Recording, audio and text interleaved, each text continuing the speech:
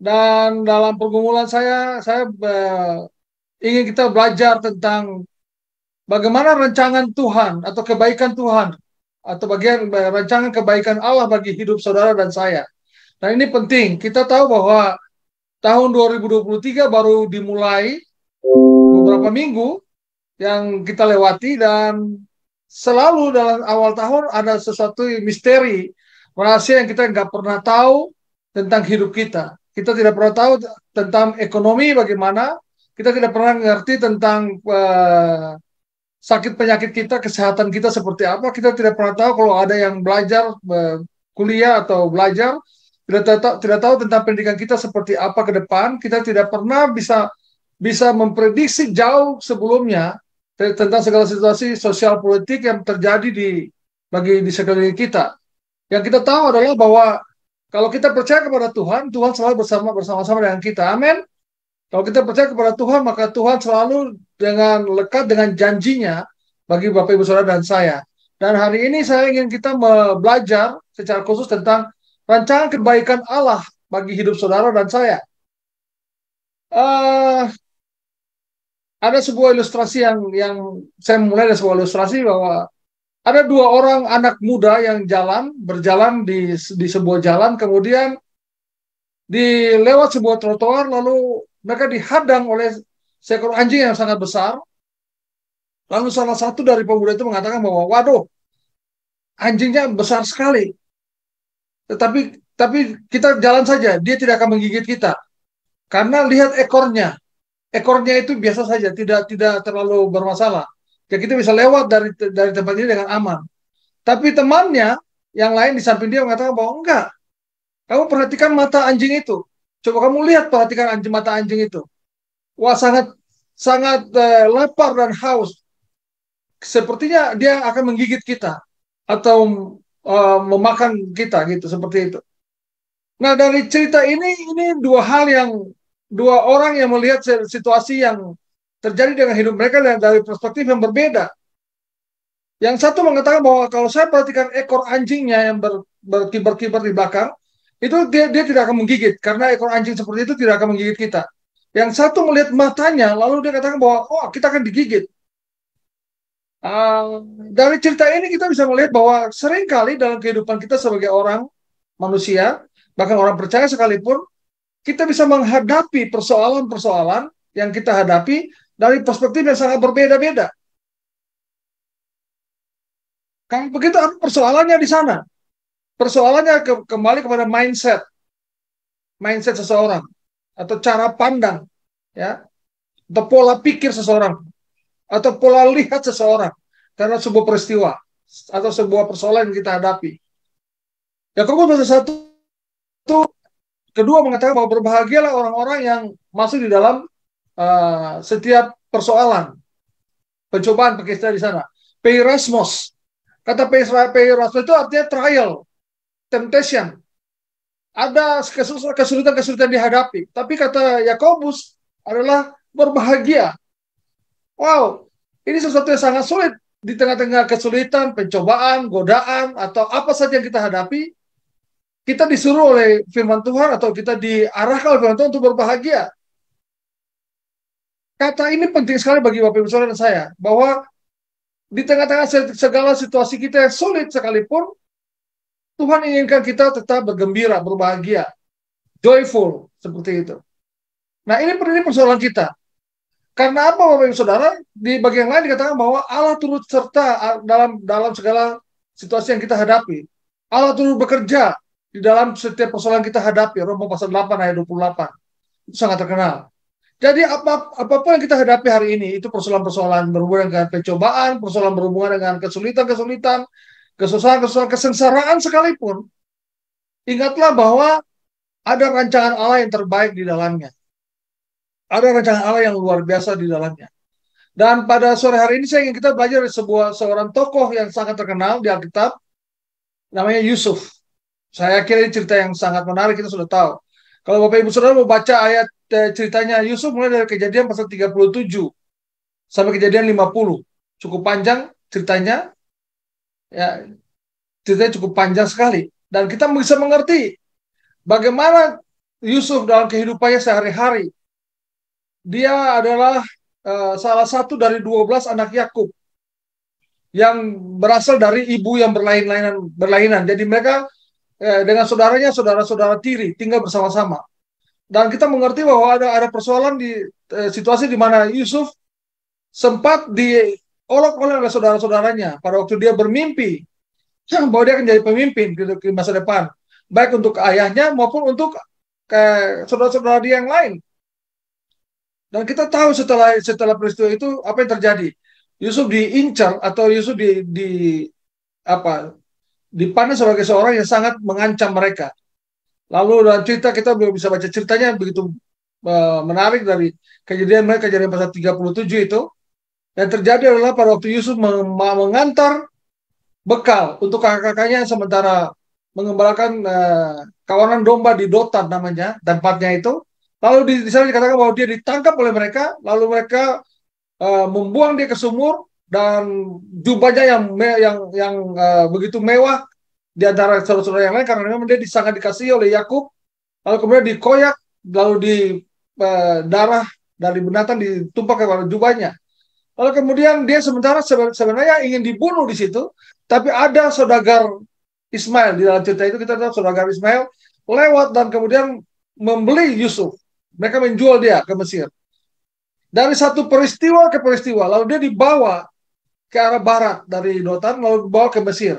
Sampai di Mesir, dia tidak tinggal dengan saudagar Ismail, tapi dia dijual lagi kepada pembantu Firaun namanya Potifar. Nah, kita tahu ceritanya bagaimana Yusuf hidup dari satu peristiwa ke peristiwa, dari satu masalah kepada masalah. Lalu dalam singkat cerita, dalam situasi yang sangat crowded seperti itu, Yusuf tidak membuat kesalahan, tapi akhirnya dituduh melecehkan istri Potifar, lalu ditangkap lagi, lalu kemudian dibawa ke dalam penjara. Dan penjara di Mesir pada itu penjara di bawah tanah. Ya, kita bisa melihat suatu visual kehidupan seorang muda namanya Yusuf, yang dari seorang yang begitu dimanjakan di rumah, kemudian oleh saudara-saudaranya itu ditangkap, lalu kemudian di iri hati muncul, lalu mereka membuang dia dengan rencana dibunuh, diselamatkan oleh saudara Mesir, Ismail, lalu kemudian dijual kepada Potifar, lalu dari peristiwa pelecehan seksual yang dituduh kepadanya, lalu ditangkap, lalu dimasukkan dalam penjara. Dan cukup lama di dalam penjara. Ada belasan tahun Yusuf tinggal di dalam penjara yang ada di Mesir. Dan itu sangat menakutkan. Dia bukan orang Mesir. Dan sewaktu-waktu dia bisa dibunuh oleh Firaun. Dan dalam cerita itu kita mengerti bahwa akhirnya Yusuf diselamatkan oleh karena dia bisa menafsirkan mimpi Firaun tentang mimpi pelayan-pelayan Firaun yang pelayan minuman, pelayan makanan. Tapi kemudian mimpi Firaun diterjemahkan oleh Yusuf. Lalu dia diangkat menjadi mangku bumi, orang nomor 2 di Mesir. Lalu kemudian yang terjadi adalah bahwa Yusuf jadi orang nomor 2, kemudian dia karena dari mimpi itu ditafsirkan bahwa ada 7 masa di mana ada kelimpahan yang sangat luar biasa. Lalu ada 7 masa juga di mana ada kekurangan atau masa paceklik, masa kekeringan dan sebagainya. Sehingga persediaan gandum dan sebagainya akan hilang di mana-mana. Lalu terjadi kelaparan di seluruh, bukan hanya Mesir, tapi seluruh daerah Timur Tengah. Lalu Yusuf diangkat menjadi mangku bumi oleh Firaun untuk mengelola semua ekonominya Mesir. Cerita itu kita bisa lihat dengan baik, dengan menarik bahwa di sekitar itu Kanaan maupun di mana-mana itu terjadi kelaparan, tetapi di Mesir kelimpahan. Lalu Yakub mengirimkan saudara-saudaranya Yusuf untuk datang membeli makanan gandum di sana. Dalam cerita-cerita itu kita bisa melihat apa yang terjadi. Ternyata apa yang tadinya direncanakan oleh kakak-kakaknya untuk membunuh dia tidak terjadi seperti yang dilakukan. Lalu yang menarik dari cerita itu ada di Kejadian pasal 50 ayat 20. Ini satu firman Tuhan yang sangat luar biasa yang bisa kita pelajari, saya bisa baca untuk kita. Kejadian 50 ayat 20. Sekali lagi Kejadian 50 ayat 20 saya bacakan untuk kita. Mengenai ayat 19 saya bacakan. Tetapi Yusuf berkata kepada mereka, itu kepada saudara-saudaranya, janganlah takut, sebab aku ini kah pengganti Allah? Memang kamu telah mereka-reka yang jahat terhadap aku, Tetapi Allah telah mereka-rekanya untuk kebaikan, dengan maksud melakukan seperti yang terjadi sekarang ini, yakni memelihara hidup satu bangsa yang besar. Amin. Saudara, ini menarik sekali, saudara. Orang yang ada di dalam persoalan yang besar, dalam situasi yang sangat sulit, kesengsaraan yang ditimpakan kepadanya berkali-kali, kejahatan yang tidak dilakukan, tapi dia harus menanggung semua hal, bahkan nyawanya terancam seperti itu, berkali-kali harus mati, hampir mati ya. Tetapi dalam situasi yang sangat luar biasa, dia mengatakan begini, kamu mereka-reka hal yang jahat, tapi Allah mereka-reka yang kebaikan. Dan itu sesuatu yang sangat luar biasa sekali. Kalau kita belajar dari prinsip ini, maka kita bisa lihat bahwa rancangan Allah bagi kebaikan kita itu kadang-kadang bukan bicara tentang hal-hal yang diberkati saja. Berkat-berkat Tuhan berikan bagi kita setiap hari.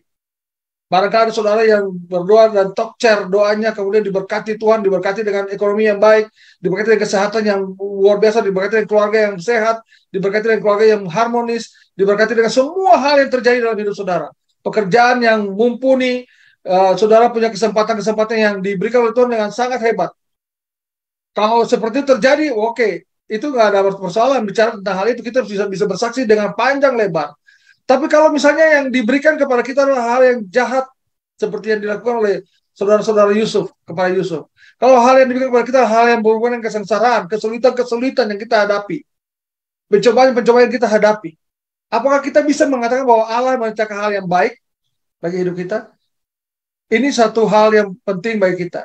Dari peristiwa ini kita bisa belajar minimal 3 hal yang kita bisa pelajari pada sore hari ini atau malam hari ini berhubungan dengan situasi ini. Yang pertama bahwa Allah berdaulat atas segala hal, bahkan atas kejahatan dilakukan oleh manusia.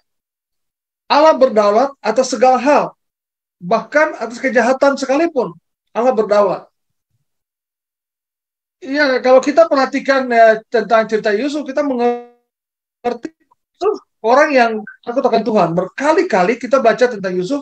Yusuf orang yang setia dengan Allah, orang yang punya komitmen dengan Tuhan yang hebat, hidupnya saleh, hidupnya tidak pernah berbuat hal yang tidak baik. Tapi mengapa Tuhan izinkan itu terjadi bagi hidup Yusuf? Ya. Kenapa Allah izinkan itu terjadi bagi hidup Yusuf? Ya. Kenapa tidak dilakukan itu kepada orang-orang yang jahat saja, atau orang-orang yang tidak percaya kepada Allah gitu ya?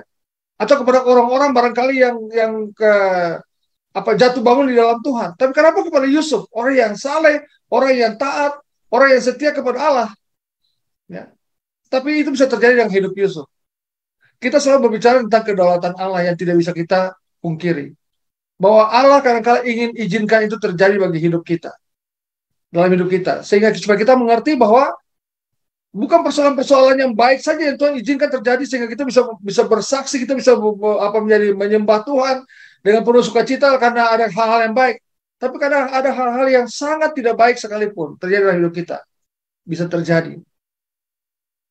Yang paling penting adalah kita harus tahu bahwa hal-hal yang jahat sekalipun atau hal yang sangat sulit sekalipun terjadi dalam hidup kita, Tuhan izinkan itu terjadi supaya namanya dipermuliakan. Saya ingat persis pada waktu murid-murid mempertanyakan seorang buta sejak lahir di Yohanes pasal 9. Bapak Ibu bisa baca nanti di rumah. Ya. Pada waktu murid-murid tanya, siapakah yang berdosa? Apakah dosa orang tuanya, ayah ibunya, atau dosa dia? Sehingga matanya menjadi buta. Lalu Yesus jawab, bukan dosa orang tuanya, bukan dosa orang itu. Tetapi Allah ingin dipermuliakan lewat peristiwa, matanya yang jadi buta. Kalau kita tahu ceritanya, Yesus mengoles mata orang buta itu dengan ludah ke tanah, lalu kemudian mengambil tanah yang sudah itu lalu dioles di matanya, lalu kemudian orang matanya terbuka, celiklah matanya.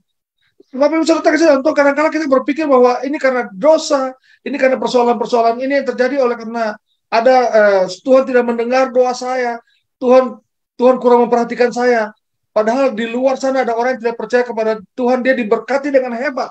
Ada orang yang di sana yang hanya hidupnya asal-asalan, tidak perlu berdoa, tidak perlu beribadah seperti kita seperti ini. Dia tidak perlu menyembah Tuhan, tapi dia diberkati Tuhan dengan ekonomi yang bagus, status sosialnya yang baik, kenapa saya tidak?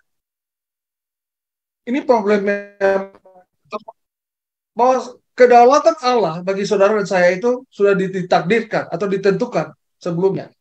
Bahwa Allah berdaulat bagi hidup saudara dan saya itu penting. Dan kalau segala peristiwa yang terjadi dalam hidup kita, ingatlah bahwa ada kedaulatan Allah yang terjadi di sana. Ya. Sehingga kalau Tuhan memberikan kepada kita kesempatan untuk menikmati hal yang sulit seperti Yusuf alami, pasti ada maksud Tuhan di balik semua itu. Kalau Tuhan izinkan ada hal-hal yang sangat tidak baik yang terjadi dalam hidup kita, pasti ada rencana Tuhan di balik semua itu. Tapi Ibu Saudara, saya punya pengalaman sudah lewat pengalaman itu sudah puluhan tahun yang lalu. Tapi saya selalu trauma dengan bulan November. Jadi setiap kali saya sudah lewat bulan Januari, Februari sampai bulan Oktober, mau masuk ke bulan November, saya selalu trauma dalam hidup saya. Karena apa? Ini peristiwa yang sangat aneh tapi kenyataan. Setiap bulan November istri saya mungkin sudah lewat dari 15 tahun yang lalu, istri saya selalu masuk rumah sakit. Setiap November. Waduh, setiap November ada saja persoalan yang dia hadapi. Dia hamil di luar kandungan lah, ada lengket ususnya lah, ada miom di perutnya dan sebagainya. Itu dan setiap November itu cukup lama. Bukan 1-2 tahun, tapi mungkin 6-7 tahun. Kami melewati bulan November dengan penuh kekhawatiran dan kegetiran. Seperti itu. Karena persoalannya seperti itu. Dia harus masuk ke rumah sakit berkali-kali. Lalu saya bingung. Banyak orang aduh ini seperti apa ya? Apakah ini kutub? Ataukah ini persoalan yang lain gitu ya? Tapi saya selalu punya keyakinan bahwa ada rencana Tuhan di balik semua hal itu. Di November terakhir, saya lupa itu mungkin sekitar 15 atau 16, atau mungkin ya 15 tahun yang lalu lah. Atau mungkin hampir 20 tahun yang lalu. Di November terakhir, itu sebuah peristiwa yang sangat menarik. Istri saya ini sudah pernah dipotong usus besarnya itu 25 cm. Karena ususnya lengket. Itu karena hampir malpraktek. Sehingga dokternya ketakutan pada waktu itu. Jadi dia operasi hamil di luar kandungan, lengket ususnya. Dalam 1 hari dia harus 2 kali operasi. Lengket ususnya harus dipotong 25 cm. Lalu kemudian sudah sekian tahun kemudian sudah tidak ada masalah. Sudah cukup lama kami sudah tidak ada masalah. Satu saat ada miom besar yang dia punya dan kita harus angkat miomnya. Sampai ke dokter, saya berdebat sama dokter. Karena dokter mengatakan begini, bahwa miom ini harus dioperasi, kalau kemudian kita akan cek di lab, kalau misalnya dia ganas berarti kemo. Kalau tidak ganas berarti oke lah. Saya bilang, dokter gambling. Ini saya seorang pendeta, saya berdebat sama dokter yang tahu tentang ilmu kedokteran yang saya tidak tahu. Lalu saya mengatakan, dokter gambling. Saya nggak mau, saya angkat istri saya pulang. Dan keadaan yang sakit ya luar biasa. Karena miomnya cukup besar, 11,6. Jadi itu besar sekali. Dan saya angkat dia bawa pulang, saya mau berdoa sajalah. Dan saya pulang berdoa. Dan kami berdoa, mungkin 5 tahun kami berdoa. Jadi kami berdoa untuk miom itu. Dan sudah lewat 5 tahun kami sudah nggak ngerti, tidak tahu, tidak ada lagi perut yang sakit, tidak ada lagi gejala-gejala miom seperti itu. Lalu suatu saat dia merasa sakit perutnya, lalu bawa ke dokter. Waktu dibawa ke dokter yang lainnya, lalu kemudian dokternya mengatakan bahwa usus ibu lengket, kita harus segera operasi. Kaget saya, itu sudah hampir 10 tahun yang lalu dia operasi usus 25 cm. Kemudian dia mau operasi lagi ususnya. Aduh, ini sudah potong usus 25 cm, mau dipotong berapa senti lagi nih? Untuk hal semacam itu. Lalu kita bawa ke dokter. Kita pas ambil tindakan karena saya nggak mau spekulasi dengan usus yang lengket. Lalu bawa ke dokter. Saya ingat persis, saya berdiri di depan pintu ruang operasi itu, lagi dengan cemas, berdoa, dan sambil cemas gitu. Tiba-tiba dokter keluar. Hanya sekitar 6,5 menit atau 7 menit sudah keluar. Sudah selesai operasi, Pak. Oh, kok cepat sekali, Dok? Iya, nggak ada masalah di ususnya. Ternyata ada masalah. Miom yang dulu 5 tahun yang lalu itu, yang jadi perdebatan saya dengan dokter sebelumnya, dokter yang lain, itu sudah jadi batu, turun ke bawah. Bapak mau diangkat nggak? Oh ya, angkat, dibuang aja. Ada fungsinya nggak? Nggak ada fungsinya, dibuang aja. Dan Bapak Ibu Saudara, terjadi Bapak Ibu Saudara. Dibuang, diambil, terpaksa diambil. Diambil, lalu dokter bilang tunggu sebentar ya, sampai 5 hari, harus tunggu karena cek lab. Saya ingat kata-kata dokter sebelumnya yang dulu bilang, wah harus dipotong kemudian harus dioperasi, lalu kemudian dicek di lab kalau dia ganas berarti kemo, seperti itu. Saya teringat dengan hal semacam itu, Bapak Ibu Saudara. Kenapa nggak dari dulu ya ini dilakukan ya? Sekarang sudah segini, terpaksa saya tidak ada pilihan lain karena sudah dibuka perutnya, dia harus ambil saja, diambil saja. Kita eh, terus kami berdoa, mudah-mudahan Tuhan tidak terjadi sesuatu. Bapak Ibu Saudara, saya pasti tahu. Saya kalau sebagai manusia saya cemas, saya pendeta, saya melayani orang dan sebagainya. Tetapi di situasi seperti itu saya merasa, waduh, ini persoalan yang sangat besar bagi hidup saya. Lalu kemudian Bapak Ibu Saudara, kami harus tinggal 5 hari di rumah sakit itu, ditambah dokter visit berkali-kali, lalu kemudian di hari terakhir dia bawa hasilnya. Dan dokter ini mengatakan demikian, hari ini saya baru lihat mujizat terjadi. Dokternya seorang dokter yang gereja di gereja GBI di Yogyakarta, dan dia dokter yang belum tua, masih muda, punya pengalaman yang mungkin baru sekitar 10 tahun, tapi dia mengatakan saya lihat mujizat yang terjadi.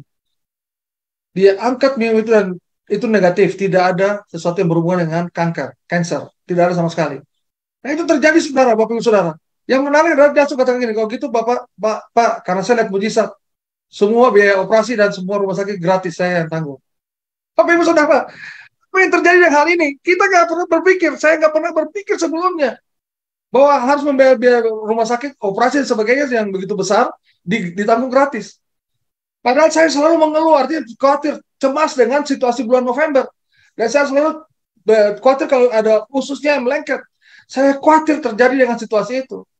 Tapi Tuhan bisa merubah itu kedaulatan Tuhan yang luar biasa. Tuhan bisa itu terjadi. Dan sampai hari ini, sejak itu istri saya nggak pernah sakit, saudara. November kami lewat dengan sangat luar biasa. Maka itu saya memimpin di sebuah sekolah, setiap November saya ada wisuda.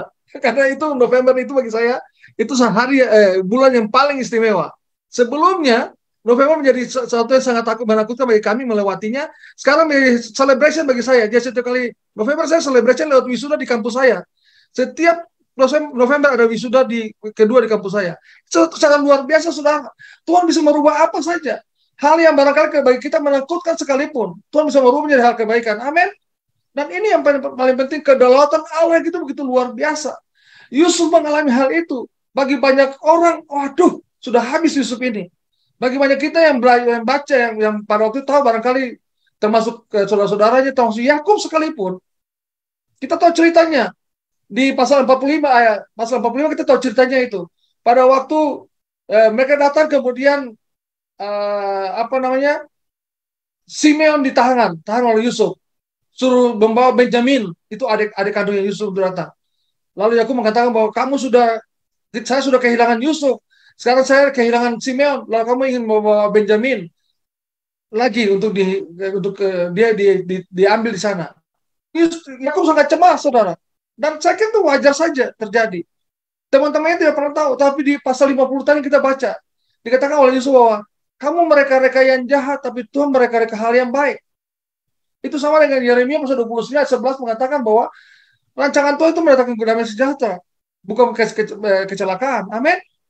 Sama seperti itu. Nah, yang paling penting bagi kita harus tahu rancangan Tuhan itu bagi kita hidup saudara dan saya. Jadi tidak ada persoalan dengan hal-hal yang terjadi barangkali menakutkan sekalipun.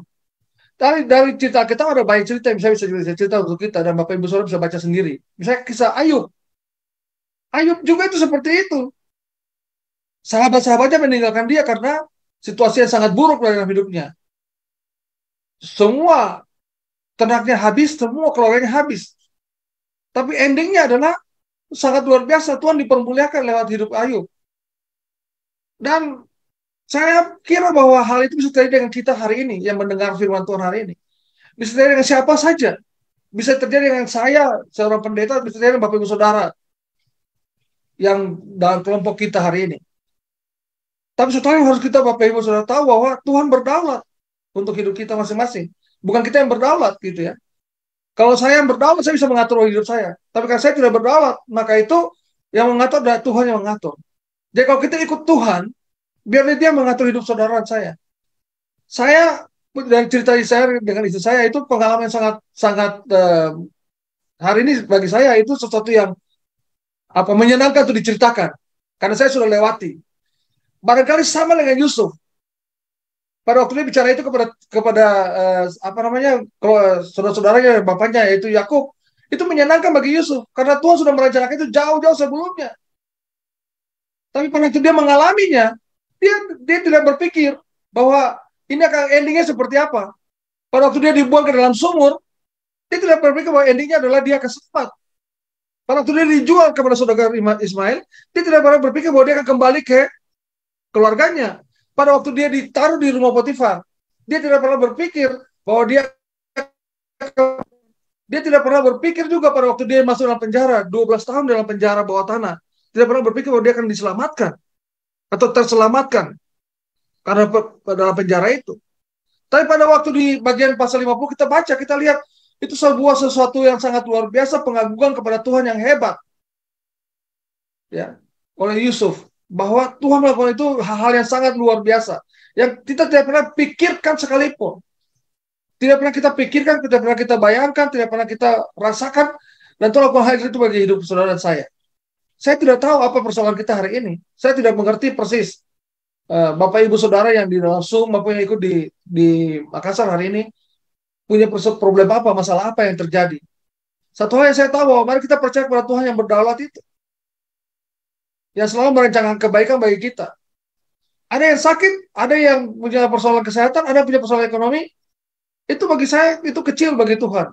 Tidak ada persoalan yang besar bagi Tuhan. Dalam banyak cerita kita sudah tahu itu.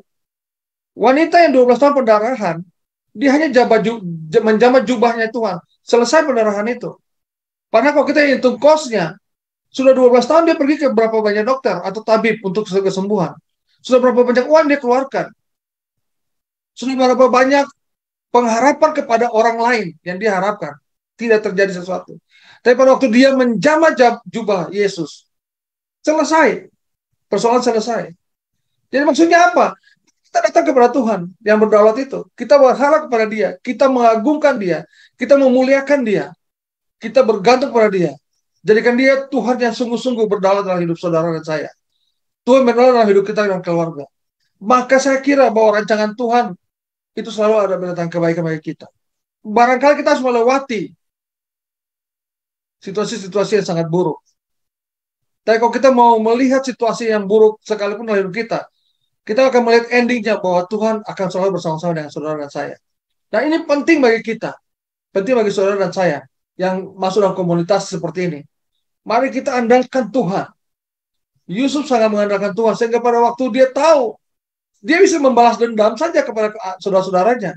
Tapi kalau kita lihat saya ingin kita baca di pasal 45, pasal 45, mulai 45, saya ingin pasal 45 ayat 5. Tapi sekarang janganlah bersusah hati dan janganlah menyesali diri, karena kamu menjual aku ke sini sebab untuk memelihara kehidupanlah Allah menyuruh aku mendahului kamu. Ayat 7, maka Allah telah menyuruh aku mendahului kamu untuk menjamin kelanjutan keturunanmu di bumi ini dan untuk memelihara hidupmu, sehingga sebagian besar daripadamu tertolong. Ayat 8, jadi bukanlah kamu yang menyuruh aku ke sini, tetapi Allah. Dialah yang telah menempatkan aku sebagai bapa bagi Firaun dan tuan atas seluruh istananya dan sebagai kuasa atas seluruh tanah Mesir. Wow, luar biasa Bapak Ibu Saudara. Bagaimana Yusuf yang menderita, yang selalu dibully, barangkali seperti itu, dibuat sengsara, tetapi pada waktu dia sadar betul bahwa kedaulatan Allah yang paling penting, Allah menempatkan dia untuk sesuatu maksud yang tertentu, maka ekspresinya sangat berbeda. Bukan kamu yang menyuruh aku ke sini, tapi Allah. Wow, itu luar biasa Bapak Ibu Saudara. Dialah yang telah menempatkan aku sebagai bapa bagi Firaun, tuan atas seluruh istananya, dan sebagai akses luar biasa untuk menolong saudara-saudaranya. Dia dikatakan bahwa akan memelihara satu bangsa besar. Dan kita lihat setelah peristiwa itu terjadi, apa yang terjadi? Firaun memberikan bagian utara dari Mesir itu kepada Yakub dan keturunannya, tanah Goshen. Dan kita ngerti bahwa selama 400 tahun lebih Israel dipelihara di tanah Goshen, sehingga nanti dibawa keluar oleh Musa dan masuk ke tanah Kanaan. Sesuatu peristiwa yang sangat luar biasa, bukan hanya bagi pribadi, tapi juga bagi kelompok atau sebuah suku bangsa, satu bangsa. dipelihara oleh Tuhan. Oleh karena ada orang yang tahu persis kedaulatan Allah dalam hidupnya. Ada tahu persis rancangan Tuhan bagi hidupnya, yaitu Yusuf. Dan kalau kita hari ini dalam persoalan hidup kita, saya tidak tahu apa persoalan kita. Bisakah kita seperti Yusuf bertindak, berperilaku, bertindak, beriman seperti Yusuf bahwa ada kedaulatan Allah yang besar, ada rancangan Allah yang besar bagi hidup Bapak Ibu Saudara dan saya untuk masa depan yang lebih baik, untuk sesuatu yang Tuhan ingin dimuliakan dalam hidup kita. Jadi kalau kita hari ini dalam persoalan kesehatan yang buruk, ekonomi yang barangkali terpuruk, atau situasi yang sangat tidak menguntungkan bagi hidup kita, di dalam keluarga kita, di dalam lingkungan kita, ingatlah bahwa Tuhan sementara punya maksud yang baik untuk dia dimuliakan lewat Bapak Ibu Saudara dan saya. Lewat sakit penyakit, karena Tuhan ingin dimuliakan. Itu cerita istri saya. Cerita saya lebih ngeri lagi Bapak Ibu Saudara. Saya tahun 2005, ya saya 2005 Januari, saya sementara menyelesaikan disertasi saya untuk program dokter saya, untuk program dokter saya pertama itu DEMIN. Lalu saya harus kuliah di Medan, di kuliah terakhir di Medan. Saya harus terbang ke Medan. Saya waktu itu sebagai seorang pimpinan sekolah, lalu sementara kuliah, lagi juga jadi wakil gembala sidang, lalu memimpin, lalu terlalu banyak kegiatan, terlalu banyak, lalu saya harus kuliah ke Medan. Pulang dari Medan itu bulan Januari, lalu saya tiba di Medan. Saya ikut, ya banyak hal saya kerjakan selain kuliah. Saya juga kuliner durian, itu satu hal yang terjadi. Kemudian saya pulang, lalu saya main bola dengan mahasiswa di kampus. Saya masih waktu itu usia sekitar 40-an tahun, jadi saya main bola dengan mahasiswa di kampus. Lalu tiba-tiba badan saya rasa seperti kesemutan, Bapak Ibu Saudara. Setelah itu saya seperti kesemutan. Saya panggil tukang pijit, karena sedikit capek, saya pijit. Dan terjadi apa yang terjadi? Bukan makin baik, tapi makin parah. Seluruh badan bagian kiri saya ini seperti sulit bisa bergerak. Bawa lari ke dokter, dan dokter bilang ke saya, bawa ke dokter, lalu dokter penyakit dalam merujuk saya ke dokter saraf. Lalu kemudian dokter saraf mengatakan begini, aduh, ini Pak, ini ada banyak virus. Dia katakan bahwa di dalam diri manusia itu ada sekitar 2.300 sekian virus. Itu menurut dokter di Jogja. Lalu dia katakan begini, karena Bapak capek dan Bapak terlalu banyak forsir, kondisi tidak baik, virusnya menyerang. Bapak itu sudah tahu, saya cadel langsung. Malam itu saya cadel. Lidah saya tidak bisa berfungsi, bagian kanan kiri saya mati. Sudah tidak bisa bergerak. Sementara saya buat disertasi. Lagi kerja disertasi untuk bulan Mei harus terakhir disertasi saya. Bulan Juni saya harus wisuda. Bulan Mei ada ujian dan bulan Juni saya wisuda. Itu Januari Bapak Ibu Saudara. Sesuatu sangat luar biasa. Waktu saya bilang, aduh selesai. Karena saya pikir itu sudah mati, jangan-jangan stroke dan seperti itu. Yang paling lebih parah lagi Bapak Ibu Saudara, teman-teman pendeta, teman-teman pelayan datang itu, mereka tidak memberikan nasihat yang baik gitu ya, berdoa atau apa dengan lalu atau memberkati saya dalam nama Yesus sembuhkan gitu. Tidak seperti itu Bapak Saudara. Ada yang bicara begini, waduh ini paling 3 bulan minimal. Wow, 3 bulan saya berpikir 3 bulan saya nggak selesai disertasi saya dong. Ada yang datang lagi katakan, oh ini 3 tahun ini. Wah ini pensiun dini karena sudah stroke. Luar biasa Saudara. Bapak Ibu Saudara, ini yang terjadi. Malam itu saya bergumul dengan Tuhan secara pribadi. Lalu saya punya iman. 1 minggu saya harus ada di rumah sakit ini. Lebih dari itu saya tidak mau. Bapak Ibu, saya masuk itu sekitar hari Senin. Hari Kamis saya diterapi oleh dokter. Dokter kirim seorang perawat untuk terapi saya karena kaki saya mulai ini. Lalu saya mulai tendang dia. Disuruh tendang. Nah, saya tendang perawatnya, dia terlempar. Kaget dia. Loh, kok bisa tendang saya kencang gini, padahal kaki saya mati, Saudara. Lalu dia bilang begini. Lalu saya bilang gini, wah saya ini pemain bola. Saya dulu waktu muda saya main bola. Saya tendang Bapak ya gampang aja. Bapak terlempar. Lalu hari Jumat dokter bilang ke saya, Bapak harus keluar. Bapak harus sembuh. Itu luar biasa. Saya bilang, enggak dok, saya mau tinggal 1 minggu. Loh, kenapa Pak? Kan Bapak harus bayar lagi harus 1 minggu. Ya karena saya sudah berdoa waktu 1 minggu saya keluar. Saya keluar Bapak Saudara. 1 minggu saya keluar dari rumah sakit. Tahun 2005 saya keluar. 1 minggu saya keluar, lalu dokter kasih sangu saya, obat hampir 200 biji obatnya. 200 buah obat itu untuk saya minum tiap hari. Saya bilang karena saya dulu tinggal di kompleks, kampus saya di kompleks, saya tinggal di dalam kompleks, saya bilang gini, 1 minggu lagi saya harus sudah bawa mobil keluar dari rumah. Dan betul Bapak Ibu Saudara, saya hari Jumat berikutnya, saya bawa mobil keluar dari kampus. Saya sudah bisa berdiri, saya sudah tidak minum obat lagi, saya lepas obatnya, saya beriman, saya sudah selesai, saya bawa mobil keluar. Itu mahasiswa berdiri sambil tepuk tangan. Karena mereka lihat apa? Lihat mujizat terjadi Bapak Ibu Saudara.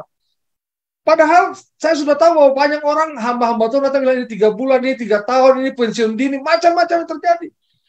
Berita yang dengar telinga saya yang kanan yang masih berfungsi itu seperti berita yang mematikan semuanya. Tapi saya tahu tentang rancangan Tuhan dalam hidup saya. Saya mengerti persis kedatangan Allah dalam hidup saya. Dan itu yang terjadi Bapak Ibu Saudara. Karena kalau ada hal-hal yang direka-reka yang jahat bagi kita, nggak apa-apa bisa terjadi. Tapi Tuhan yang kita sembah adalah Tuhan yang hidup. Amin. Tuhan yang saudara dan saya sembah adalah Tuhan yang berdaulat bagi hidup kita. Berdaulat bagi ekonomi kita, berdaulat bagi kesehatan kita, berdaulat bagi pekerjaan kita, berdaulat bagi pelayanan kita, berdaulat bagi keluarga kita, berdaulat bagi semua hal. Jadi kalau kita percaya kepada Dia dengan sungguh-sungguh, maka rancangannya mendatangkan kebaikan, bukan kejahatan. Ya. Dan ini yang paling penting. Poin saya pada kita pada sore hari ini, marilah percaya kepada Tuhan dengan sungguh-sungguh. Yakini Dia berdaulat bagi apa saja, yang paling kecil sekalipun, Dia berdaulat. Dan biarkan Dia bergerak, biarkan Dia bekerja, biarkan Tuhan mengambil alih seluruhnya, dan kita hanya sebagai pelaksana, melakukan apa yang Tuhan mau.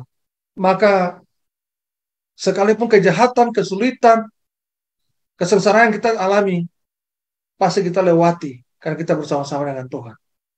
Sama seperti Yusuf, bisa mengatakan, bahwa kamu mereka-reka yang jahat, tapi Tuhan mereka-reka kebaikan bagi kita. Demikian juga pada sore malam atau malam hari ini. Kadang-kala itu terjadi, ada hal yang sulit kita alami, tapi karena Tuhan berdaulat, rancangan Tuhan Yeremia 29 ayat 11 mendatangkan kebaikan bagi Bapak Ibu Saudara dan saya. Bukan rancangan kecelakaan, bukan rancangan malapetaka, bukan rancangan kesulitan dan kesengsaraan, tapi rancangan damai sejahtera. Tuhan Yesus memberkati kita. Haleluya. Amin. Mari kita berdoa.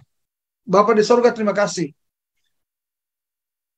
Malam ini kami belajar dari seorang pribadi yang namanya Yusuf, yang melewati berbagai macam kesengsaraan, kesulitan, problem-problem yang dia hadapi dalam hidupnya. Dan seolah-olah Tuhan meninggalkan dia. Tapi ternyata Tuhan ingin mempermuliakan dia dan memelihara hidup satu bangsa.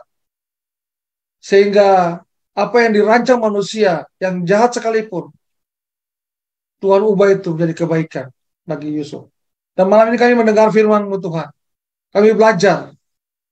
Barangkali hal-hal yang kami alami hari ini, kesulitan-kesulitan, kesengsaraan, persoalan-persoalan berhubungan dengan kesehatan, persoalan berhubungan dengan ekonomi, dengan pekerjaan, dengan studi, dengan pelayanan, dengan hubungan satu dengan yang lain, yang masuk dalam kesulitan-kesulitan yang sangat berat.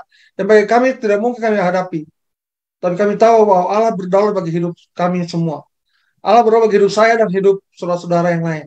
Allah berdaulat bagi kami, berdaulat bagi pekerjaan kami, berdaulat bagi kesehatan, berdaulat bagi keluarga, berdaulat bagi ekonomi kami, berdaulat bagi hubungan kami Tuhan. Terpujilah Engkau. Dan kami begitu yakin dan sangat yakin bahwa Tuhan yang kami sembah dalam Yesus Kristus, Allah yang selalu memberikan solusi yang terbaik, yang merancangkan hal-hal yang penuh dengan damai sejahtera, kebaikan, bukan rancangan-rancangan kejahatan, rancangan malapetaka bagi kami. Terpujilah Engkau Bapa di surga, memberkati semua anak-anak Tuhan yang malam ini mengikuti ibadah di lewat Zoom maupun lewat onsite di Makassar. Dalam nama Yesus Tuhan memberkati. Terima kasih memberkati gereja CKF. Kami tahu bahwa gereja dipakai untuk memberitakan semua kabar kesukaan bagi seluruh bangsa yang ada di luar negeri, dimanapun mereka berada hari ini. Tuhan jamah dan Tuhan pelihara. Terpujilah Engkau Bapa di surga. Terima kasih Tuhan. Dalam nama Yesus, nama yang berkuasa. Haleluya. Amin.